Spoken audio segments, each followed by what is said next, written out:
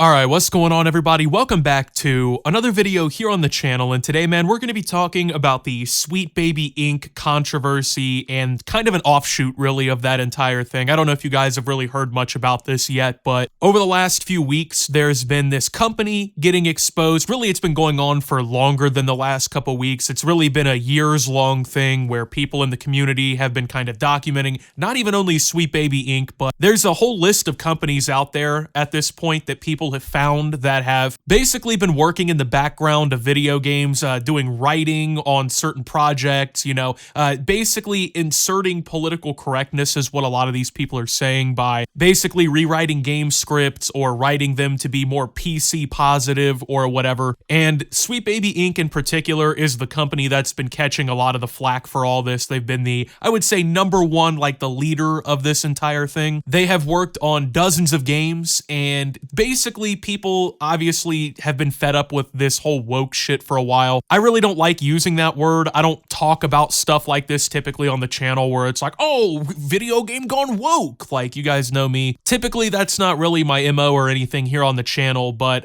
seeing this entire situation play out the way that it did, I just really wanted to throw my 2 cents in on this because I think that the way people have reacted to this is entirely fucking ridiculous. And, people are at this point now where they're calling this Gamergate 2 and a bunch of shit, right? And it's just ridiculous how things have gone, man. So like I said, there's this company called Sweet Baby Inc., and they have worked on dozens of different games. Just to give you guys a couple off the top of the head that they've worked on. They worked on Starfield. They worked on the recent the Batman Suicide Squad game that people were pissed off about like a month ago. They worked on Spider-Man 2. They worked on Alan Wake 2. They worked on God of War, They worked on The Crew Motorfest. And keep in mind, these are just games that are listed publicly on the Sweet Baby website. I'm not even going through the Steam list or anything else that we're going to be talking about. These are projects that Sweet Baby Inc. have put their name next to on their own website. And that's where a lot of this really kind of starts because, like I said, a lot of people in the gaming industry, a lot of gaming fans out there, they have decried this whole woke movement or whatever. Like I said, that's not something I've typically done on the channel. I don't really like using the word woke, but I can kind of see it in this perspective. I can kind of see what people are talking about. People just don't want what they consider to be like outsiders coming into their community, rewriting their favorite games, their favorite franchises, to include all this bullshit that was never really in the story, that's only there for like political correctness' sake and whatnot. And honestly, I understand them, right? Like, I get where people are coming from on that because a lot of this shit is just not really belonging in games in the first place. And truth be told, like, when you look at the list of games that Sweet Baby Inc. has worked on, man, they have really worked on some fucking stinkers. They have really done their mark on some of these games, it seems like. And recently, a massive controversy unfolded when people started to kind of react more publicly to this. Like I said, it's been going on for a while, but then there was a Steam group that was created called like Sweet Baby Inc. Detected. And basically, it's a group for people on Steam to join, and it's just a list is all it is. And it just goes through and it systemically lists all of the video games that Sweet Baby Inc. has worked on, right? And keep in mind, this is public information. This is shit that even Sweet Baby Inc. is willing to put on their website. But a Steam group gets created, people start adding the games that they've worked on to this list, and all it is a list for people to make consumer decisions with. It's a list that shows you, I guess, the woke games, as some people would call it. And then if you don't like that kind of shit in your games, or you don't want to buy a project that Sweet Baby Inc. worked on, you can see if it's on that list and decide not to purchase. Now, I, as a pro-consumer person, see absolutely no fucking problem with this. I don't really care about the politicalness of it or whatever, right? If you, as a consumer, don't want to buy video games that have been written by people with certain political messages or have been written by people that you don't view to be legitimate, whatever your decision really is, whatever your rationale is for not spending money on something really isn't my business. Now, can I be like, yeah, that's weird, or oh, I disagree, whatever it may be, right? Sure.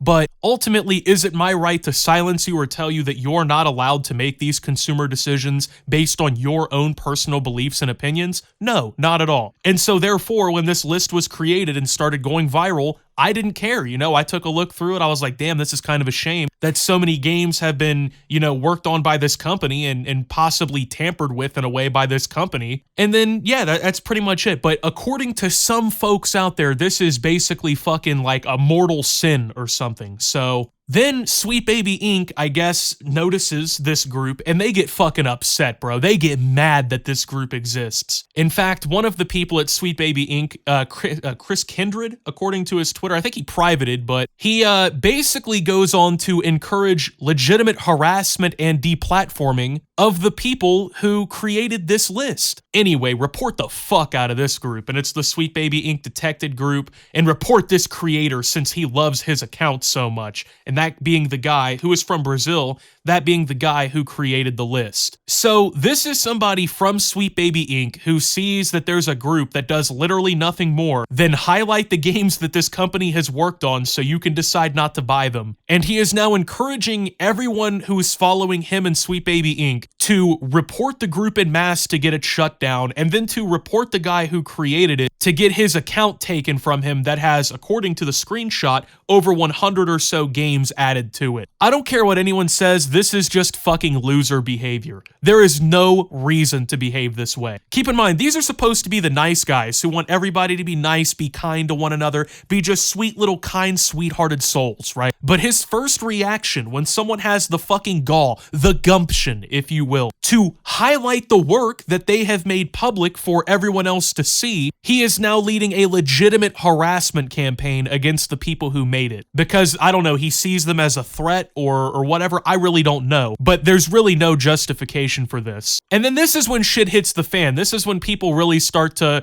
lose all faith and lose all trust in Sweet Baby Inc., if there was any before. This is what really pissed a lot of people off, including me, because, like I said, up until this point, I didn't see what these guys were doing is wrong, right? Like, you're allowed to make groups and decide not to buy shit based on whatever fucking reason you have. And me as a person, it's not really my right to tell you what you can and can't do with your money. But then, of course, the backlash starts and people start getting pretty fucking mad. I mean, you can see the comments basically to this guy are just absolutely ratioing and destroying him. And then it gets even worse because this is when gaming journalists start picking everything up, right? This is when the fucking losers over at Kotaku and whatnot decide to start yapping off at the mouth, right? So there's one journalist in particular we're going to be talking about here by the name Alyssa Mercante, okay? Now, what do you do if you're a journalist at Kotaku and you see this whole situation unfolding? Do you try to actually engage in good faith with the people who are doing this and see what their perspective is? Do you just report on it as if it's a phenomenon, just say, hey, this is what's happening?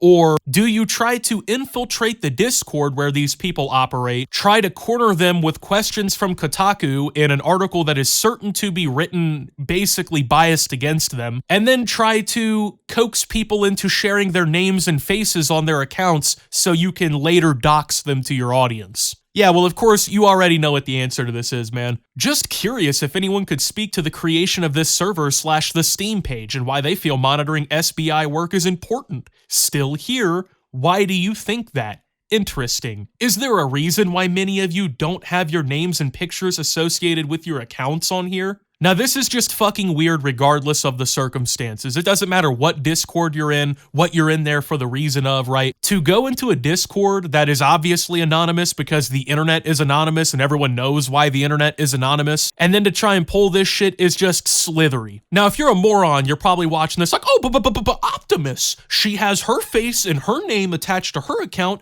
That's because she is a head journalist at Kotaku. She is a fucking professional. That is the standard she is supposed to be held to. A bunch of gamers in a fucking Discord that are, I guess, only there because they share the same disinterest in certain politics being written into their games by these companies, right? They don't have any need or reason to de-anonymize themselves. But if you're a fucking industry professional, yeah, I get why. And let's make it 1,000,000% clear, if these people were using their real faces and their real names, Alyssa and anyone else at, PC Gamer or whoever else wrote bullshit articles about this whole thing, where they purposefully omitted what actually happened to make all these gamers look bad, right? If they actually had your face and your name and whatnot from these groups or Discords, they would be sharing them everywhere. They would be trying to dox you, their followers would would be trying to dox you. They would be fucking harassing you. In this case, all because you had the gall to follow a group on Steam that highlights a company's work in video games. So of course, when all of this then hit the public again, and now people realized not only are Sweet Baby Inc. doing all this shit, but now the gaming journalists are standing behind them and purposefully omitting facts, right?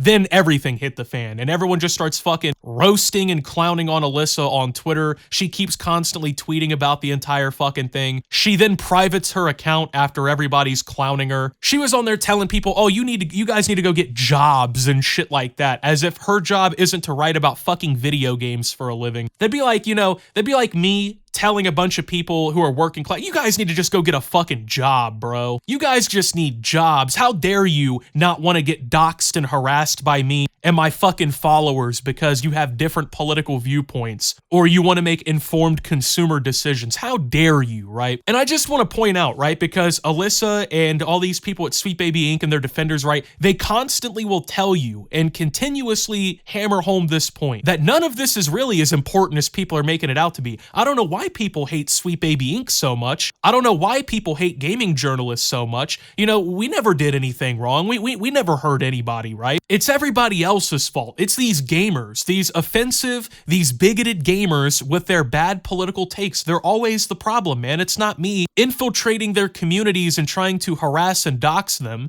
It's not me trying to get them deplatformed and silenced for making consumer decisions. It's not Kotaku and the other outlets for writing purposefully omitted articles. It's none of that. That's, you know, antagonizing or, in their case, quote unquote, radicalizing, as they like to call it, all these people, right? It's not our actions or behavior. It's their anti-wokeness. It's their bigotedness, right? That's how it always goes, man. These fucking people, they'll antagonize you, they'll push you, and then when you finally say something back, you're harassing them. It's the most pathetic pussy shit I've ever seen in my life. These are people who chose to work at gaming outlets and shit and have their works judged and critiqued. And then when you do exactly that, they private their accounts and hide like pussies. But keep in mind, these are the people who are wanting to dox and harass people. You know, these are the people who wanted to do that to you. But if you respond too harshly on Twitter, that's where the line is drawn. It's incredible, man. It's really fucking phenomenal how these people operate. Now, when I say that these outlets were purposefully omitting facts, right, that's because if you read the coverage about this situation from these gaming outlets like Kotaku and shit, they purposefully didn't tell you that this Chris Kindred guy was on there trying to get people banned off Steam or trying to get their groups harassed and flagged into the dirt. They didn't put any of that shit in their article. They didn't put any of that shit, or that any of this info is public and people are just basically compiling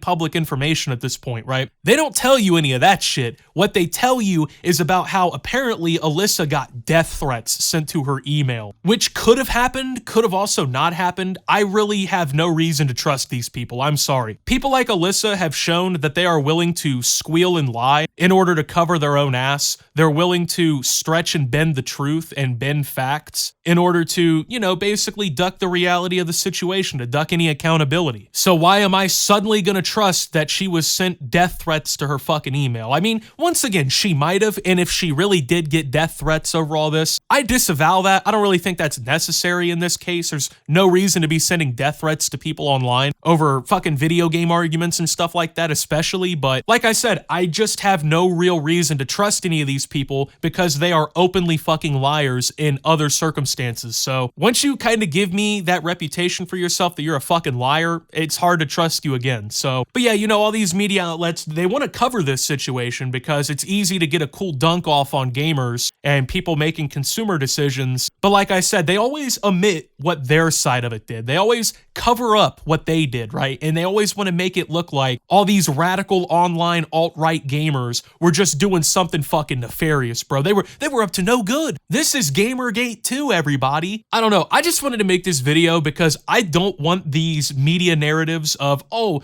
everyone was all fine until the gamers got mad, right? That shit is bullshit, okay? It's blatant bullshit. Like I said, I'm not typically on this side of the argument of the, oh, woke, everything is woke. I'm not one of those dudes, but I have no problem with disagreeing with other people's consumer decisions. If you don't want to buy certain games, don't buy certain games. That's fine. You are a voter with your wallet. You get to make your own votes for what you like and what you want with your own wallet. I'm fine with that. I really don't care, you know? But according to people on Twitter and these fucking media outlets, you have to care. You have to really think these guys are bad. You need to report their groups. You need to have their accounts banned. But of course, they're the good guys in all of this. They're the nice folk who never did anything wrong. And then when you see situations like this, and I've been saying this for years, but this is a massive reason why most people who aren't casual gamers don't follow these outlets anymore, don't pay attention to them. Why would I actively read your site constantly and become a Kotaku fan when you hate me? You dislike me as a person. You hate me as a person who plays video games. And not even in my case do you hate me because of my politics or whatever, right? You hate me because I don't feed into your delusion. I don't feed into your harassment. I don't feed into the hiding fact and covering your trails. I don't play into that shit, and therefore you don't like me, and you don't like a lot of other people in this industry, and that's fine. That is okay. Because every year when we get the inevitable, Kotaku is laying off more of their staff amid fucking financial problems, it kind of makes me smile a little bit. It kind of makes me a little giddy and happy inside to know that these fucking idiots are getting cut from the jobs that they've tainted, that they've ruined. Because I genuinely do remember back when I was a kid and whatnot, when Kotaku and all these other outlets were reliable and they actually cared about people who played video games and cared about gaming in general, and it wasn't just a bunch of bullshit, and it wasn't people trying to cover up for their friends and cover up for people they agree with against people they disagree with. They're nothing more than like TMZ and shit now for gaming. And the reason why that is because they continue to hire fucking assholes like this who go around behaving and treating people like this. So anyway, with that being said, I just wanted to cover this whole situation. I know this was a little bit of a large bite to chew off, pretty long video, but really this is pretty much it, man. This is what I wanted to talk about. So with that being said, thank you guys for watching. If you did enjoy, make sure to leave a like. Subscribe if you're brand new around here on the channel. Follow me over on Twitter and Twitch at @SubToOptimus. Make sure to check out Shoptimus down below. Thank you to my Watch Optimus subscribers. Your support helps the channel tremendously. And until my next video, guys, this is Optimus. Well, I guess being a fascist gamer and signing out. And that's a wrap on this video, but big shout out to my Optimus Nation supporters. You guys are the real MVPs. For $10 a month, you get access to loads of exclusive videos and archived live streams, my members only Minecraft server where you can possibly appear in gameplay, early access to all new uploads, an invitation to the private Discord, and much more.